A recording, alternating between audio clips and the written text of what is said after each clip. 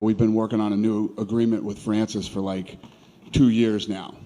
And we had gotten to a point where, he was going to fight John Jones, and many who believe, including me, that he's the best of all time, for the heavyweight championship. And John Jones has been willing and ready and able to fight anybody. He didn't care who it was. Could have been anybody in the heavyweight division. He was ready to go. And Francis, we offered Francis a deal that would have made him the highest paid heavyweight in the history of the company. More than Lesnar, more than anybody. And he turned the deal down. So, I don't know. We get to this point where I've told you guys this before. If you don't want to be here, you don't have to be here. I think Francis is in a place right now where he doesn't want to take a lot of risk.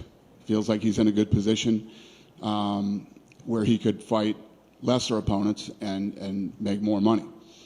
So we're gonna let him do that. We're gonna release him from his contract. We're gonna give up our right to match, and he can go wherever he wants and do whatever he wants. That's where we're at. When was that decision made, Dana?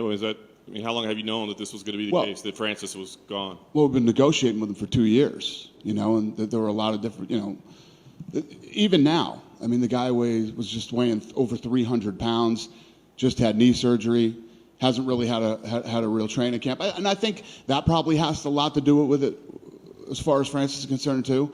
He doesn't know what's going to happen with his knee, how his knee, he's not getting younger. So, I don't even think he would have been ready for March.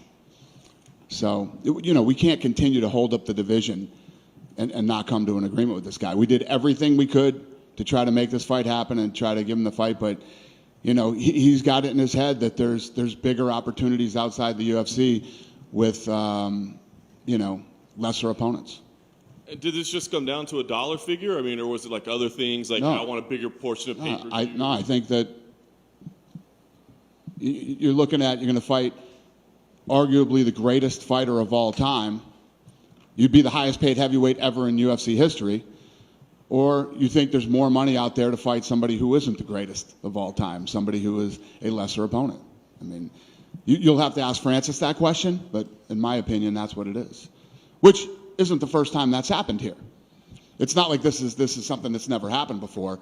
There's been other guys that have come to us and said, I don't want to compete at this level anymore.